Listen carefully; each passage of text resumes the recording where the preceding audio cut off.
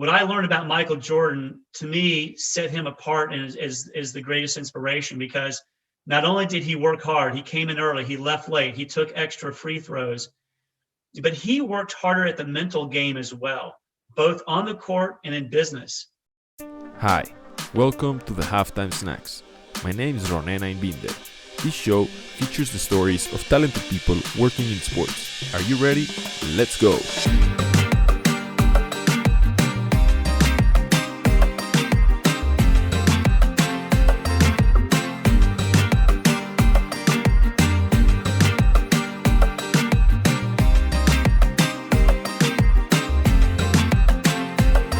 Today's Halftime Snack features a man who's an absolute legend.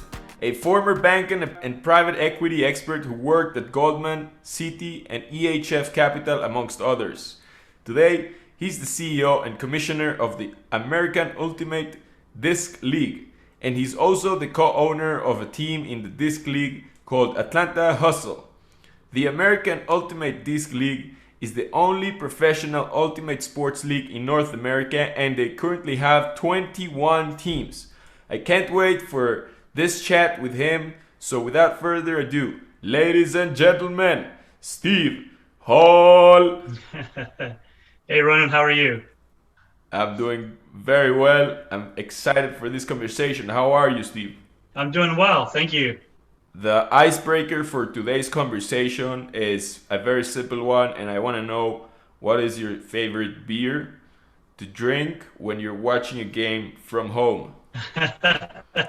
That's a great question. And not because you are in Mexico City, Ronan, but actually Dos Equis is my favorite beer. Usually amber if it's nighttime, but maybe something lighter if it's the middle of the day. Goes well with tacos.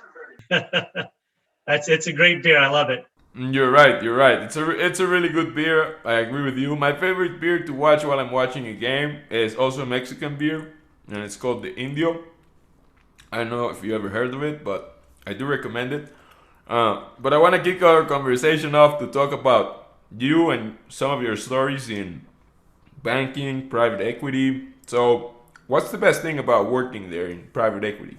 I'll tell you, Ronan, what excites me, and this probably has a little bit to do with my studies back in university. I was an engineer, and so I always loved to build things. As a little kid, I loved to build things. And when I learned about private equity, it's really about building companies, whether it's small companies, medium-sized companies, or big companies. So there's something very attractive to me when I got to the world of banking and looking at private equity. So again, it's not necessarily building a rocket as you think about from engineering, but it's building a company. And you're not just building alone, you're building with people who are very passionate about the business. Like this saying goes, it's not a job. If you're passionate about what you're doing, it's fun. And so that's what I really get out of private equity. I love working with people who have the same passion. That's great, Steve. And I'm wondering why, amongst all the sports that are out there, you decided to buy and own a team in Ultimate Frisbee. Can you share with us your motivation behind that? Sure. No, that's a great question. That question is probably not asked to too many people in the world. I started playing Ultimate in 1985, many years ago at university. And, I'm not that tall. I was 5'10", and so it was a sport that I could pick up and play. I had some quicks, so I was able to make some cuts and pretty good hand-eye coordination. And so it was just a passion of mine. I played pretty casually as I focused on my career, but I played one competitive year in the mid-90s, and I've always loved it. And so when I left New York and moved to Charlotte, where I'm based now, I was playing with some guys in their 40s as well. And during practice one day, someone said, "Hey, I heard about this Pro Ultimate League." I said, "No, there's no way. I've never heard of Pro Ultimate." They said, "Yeah, and they're looking for people to be owners of teams." And so I fired off an email, didn't hear anything back. And 2 years later, at the end of 2014, all of a sudden, up pops an email that says, "Hey, we saw that you were curious about our teams. We'd like to talk to you because we're going to expand into the South in 2015. So I was like, wow, this is a dream come true. Again, it's my chance to maybe build something, put a little money into it, and it's a sport's been a passion of mine for 30 years. So we learned about the South Division of the American Ultimate Disc League, and jumped into it, bought the rights to the company, and we've been off and running. I wonder how was the transition like from, dealing with many deals and many private equity business deals and stuff that was happening there, to all of a sudden you managing or owning and making decisions for the disc team. So can you share with us a little bit of your experience of the transition?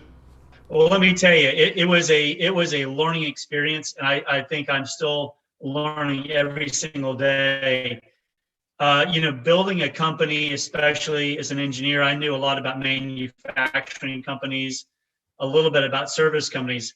I had never, ever thought about what it meant to own an entertainment company or a sports entertainment company. And we've learned a lot of the last, 7 years, since 2014. And it makes you appreciate what goes on with the major sports leagues.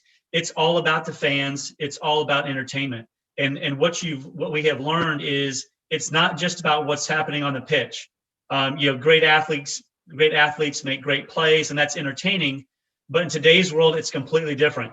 We spend half our time with our head either looking at our phone, seeing what Instagram posts are going on, seeing what bets we've made, how's our fantasy team doing, or we might be watching someone throw, free promotional items up to us in the stands. And the other half, maybe we catch the plays, and if you're really into the sport, maybe you're really breaking down how well the players are playing that day. So it's been a big change, something I really have no background on. And so that's been a great learning experience. It's been fun. It's been hard. But again, I've got a lot of other owners around me who are passionate. And so I enjoy spending all my day doing it. So let's talk about Ultimate as a game, as a sport. Why do you think Ultimate is, because I guess you have a vision of the game, of the sport. You have a vision because you own a team and you kind of see it going somewhere. So what is your vision with Ultimate moving forward? Why is it going to be exciting? Why is it going to be entertaining? Why is it not entertaining now, or not entertaining enough? And what needs to happen in the next 10 years to be one of the top leagues in the US? Yeah, Ronan, it's a great question. Number one, Ultimate can be, should be, and I want to see it be as big as soccer or football to most of the rest of the people in the world. There is scale, and we can get to global scale just like soccer, because it's a very low cost sport.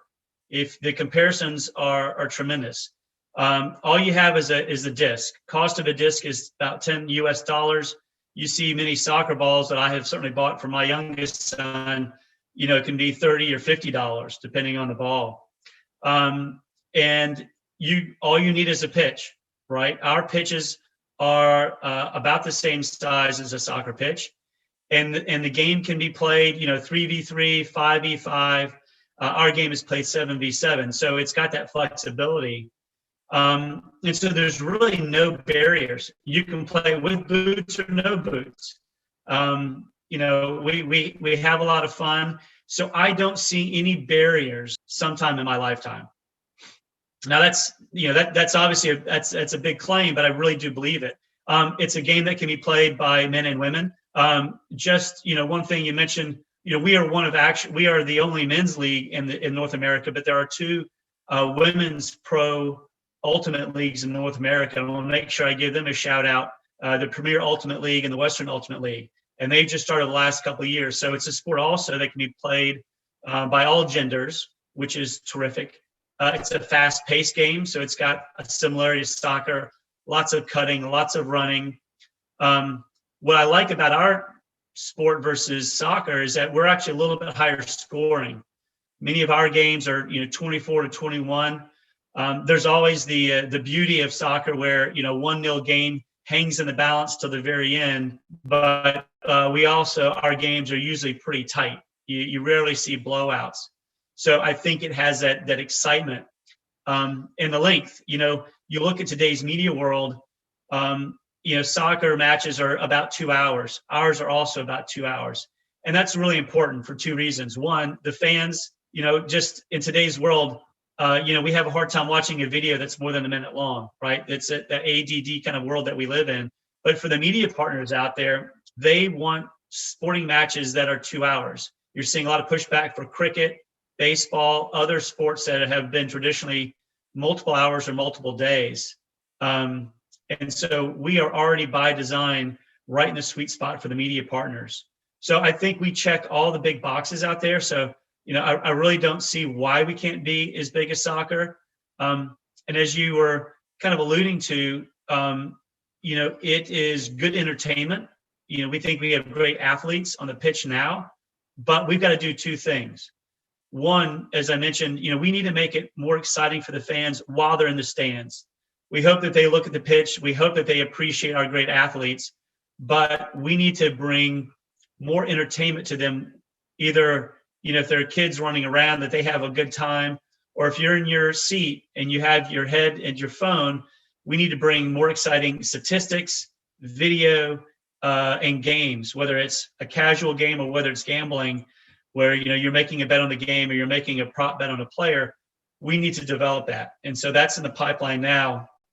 I'd also say the last thing is, if we're really going to bring this game to the rest of the world, the players need to be more representative of our communities. There's too many people in our sport now. It's heavily a Caucasian game.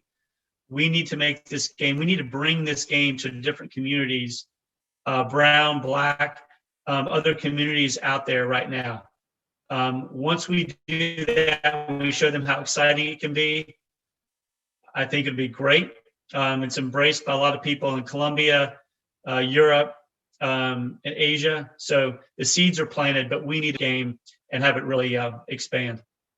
That's very interesting, Steve. I want to touch deeper on the topics you were mentioning about including, diversifying the type of people that play the game, and inclusion, women, and everything. So I want to know, what are some of the things that you guys are currently planning on doing to support inclusion, diversification, equality, and what can other leagues and teams or organizations from either that sport or other sports, what can they learn from what you guys are doing?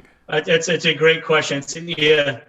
It's a long, difficult answer. And we all need, I think, number one, we all need to be open-minded. We need to realize that just because somebody doesn't look like you, they can have great ideas. They can be a great athlete. They can be a great friend. They can be a great fan.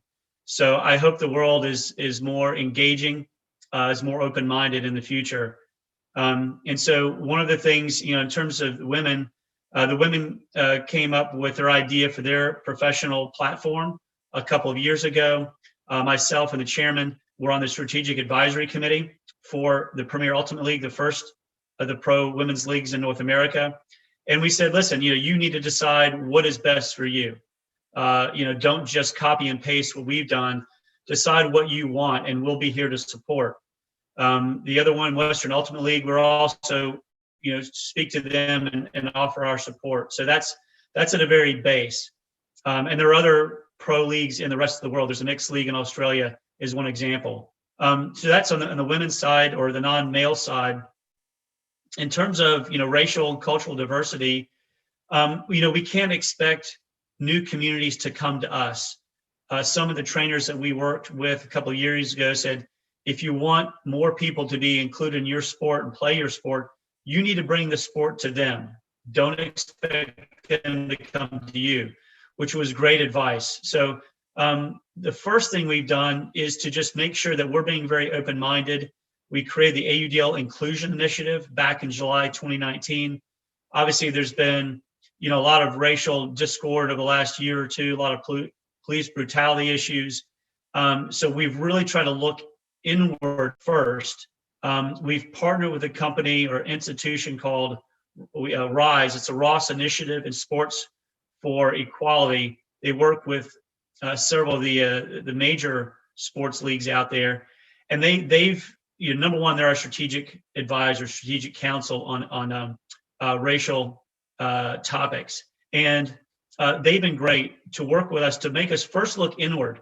It's difficult to engage somebody if you're not open-minded. So they've really done a good job of asking us hard questions, making us look inward, challenging the biases that we all have as humans. And we're doing it at the owner level, the coach level, and we'll soon be having these same sessions with our players. And once we do that, then we're going to spend more time being active and outreach to the external community, talking to them, seeing what's going on, understanding what's important to them, and how the AUDL can be a positive role model in working with our community. The last thing that we have kind of on the docket for this year is a combine. And that's really focused on diversifying our talent pool, our athletes.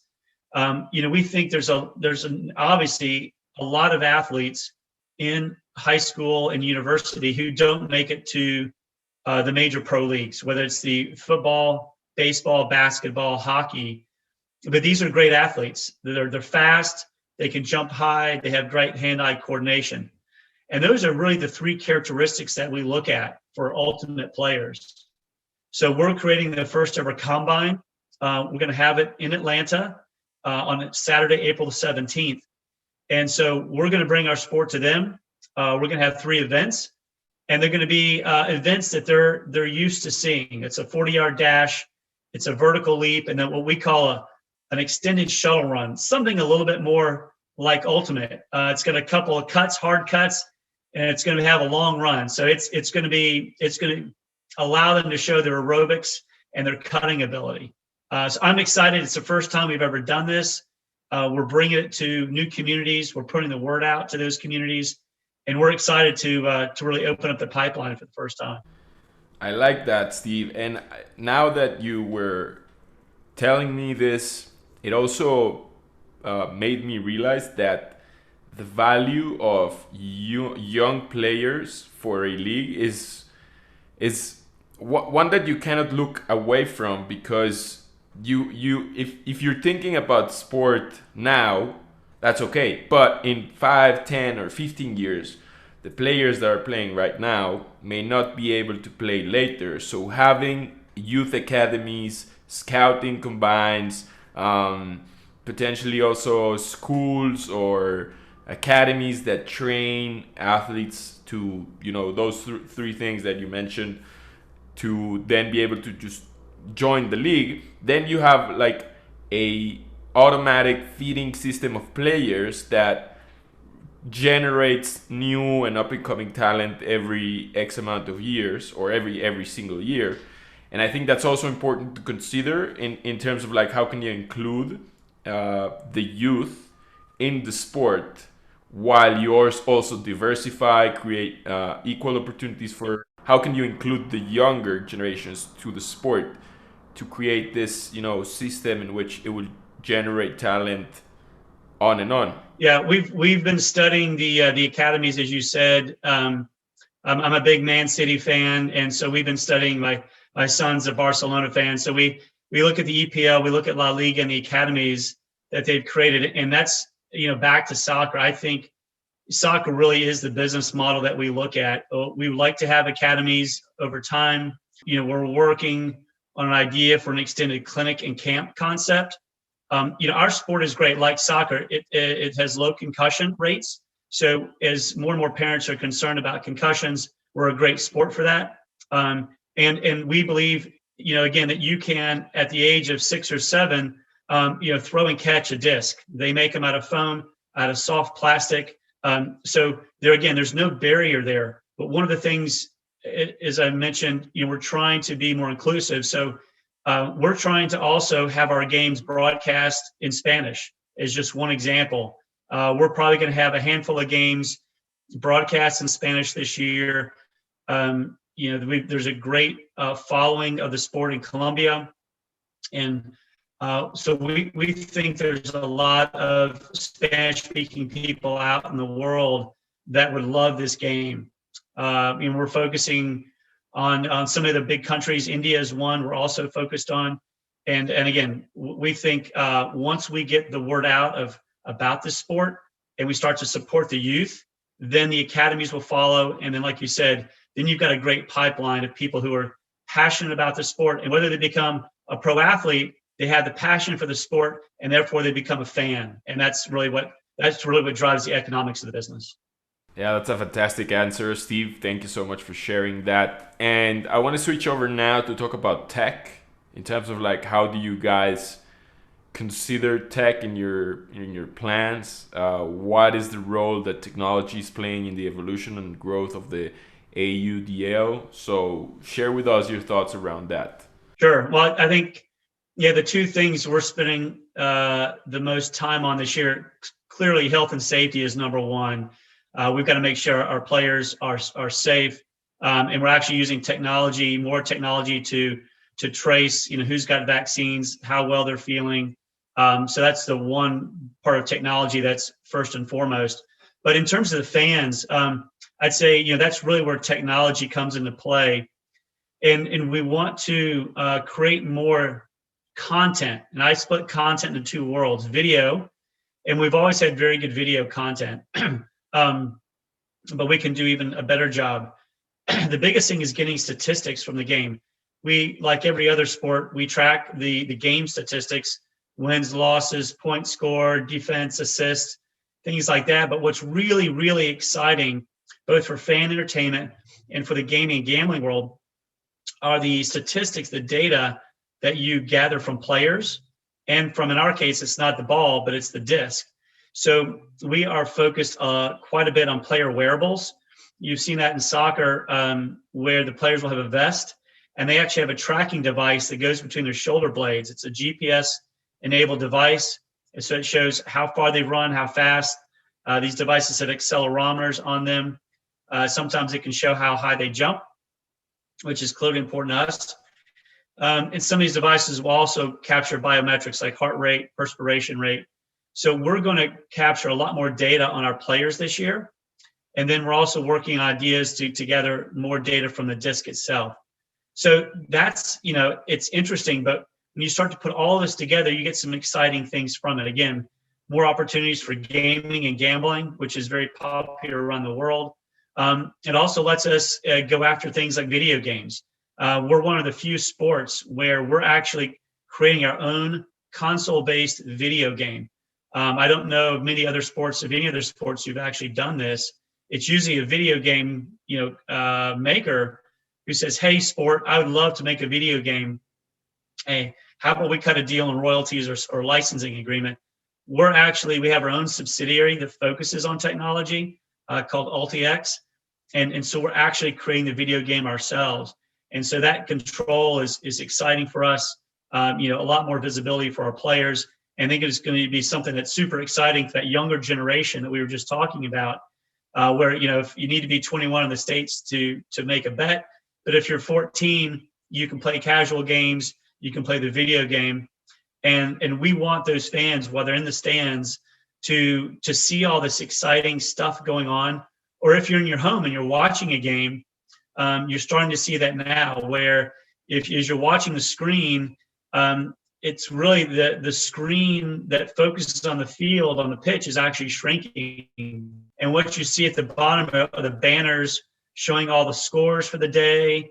The left-hand banner is showing all the bets, Atlanta. And then some really exciting technology where you actually can follow a certain player, and that the player's statistics can actually be flashed onto a screen. So there are so many exciting things going out there, great companies that we can partner with. I think that 2021 is going to be a huge leaping point for us, where you're going to see this technology come to life. It's going to come to life on your screen, on your big screen. It's going to come to life on your smaller screen, your mobile phone. And we are so excited about 2021. And then we're going to have some even bigger launches for 2022. What is it about statistics that everyone loves? I love statistics, following how many points my favorite players have scored, or the ratios, or the percentages. Yeah. What do you think is about statistics that just pulls us so much into engaging with the game and what's happening. Yeah. Well, I think it tells the underlying story, right? And you and I can watch, a soccer match, and we can say, well, yeah, that player played well, or I think that player did okay. But when you start to see the numbers behind, it's really the story behind the screen, right? What we typically see are the players who score, right? We could all tell you how many goals Messi has, but again, as a Man City fan, how much props does John Stones get playing great defense?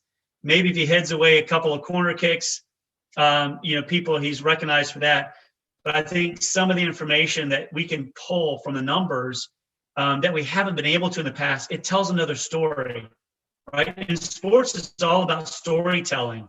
We're talking about Michael Jordan earlier, and I love the special that was done on Michael Jordan. It was the story behind what went on, and that information really brought to life Michael Jordan. It made him even bigger than he already is, and so I think those statistics tell a bigger story, and we all get excited to hear another story. I love that answer, Steve. I love it. My last question for you, Steve, is a bit more personal, but I want to know who's your biggest sports inspiration and why. Wow, that's a great question. I'd probably say, well, maybe a little background will be helpful. You mentioned I worked at Goldman Sachs. I remember one of my interviews at Goldman Sachs. The gentleman said, Steve, there are two kinds of people that make it to the top here. The ones that outsmart and the ones that outwork. Which one are you? And I was smart enough to know that I was not the smartest person in the room. I also know that I'm a very hard worker. So I answered honestly. I said, I'm going to be that guy who outworks everybody else. I'll get in the office before everybody. I'll be the last one to leave. I think that that work ethic has always been near and dear to my heart. It's been something that's important to my family. And so, originally I thought of Jerry Rice, the star receiver for the San Francisco 49ers. But I tell you, Ronan, back to Michael Jordan. I always said Jerry Rice was my answer until, speaking of that, the session on Michael Jordan, what I learned about Michael Jordan, to me, set him apart and is the greatest inspiration, because not only did he work hard, he came in early, he left late, he took extra free throws, but he worked harder at the mental game as well, both on the court and in business. What was fascinating is he would find some reason to get himself fired up. I mean, there's some great stories that were told that someone didn't say something properly to him in a restaurant when he was passing by that got him fired up for the game. And so he found little ways to motivate himself, not just physically, but mentally. And in business, he thought about, and the team thought about who he wanted to have around him. So it was not only the physical game where he outworked, but it was the mental game where he also outworked everybody. To me, that was really special. I think, I really hold him up as a great role model to not only to what we do in Ultimate, but, to all the kids out there. They need to do a lot of reading. They need to do a lot of watching of Michael Jordan. And I think really get behind the scenes. And I think they'll really be impressed. That's a great answer, Steve. I want to thank you so much for your time and your insights on the Halftime Snacks. I'm so excited to see what's going to happen with Ultimate Disc League and Atlanta Hustle. I'm so excited. Now I'm a big fan of Atlanta Hustle after this conversation. So I hope they win the championship, and I'll be following and rooting for you and the league for the rest of my life. And I can't wait to bring you back to the podcast in a few years' time and talk about the success that you guys are having. So thanks once again, Steve, for coming to the Halftime Snack.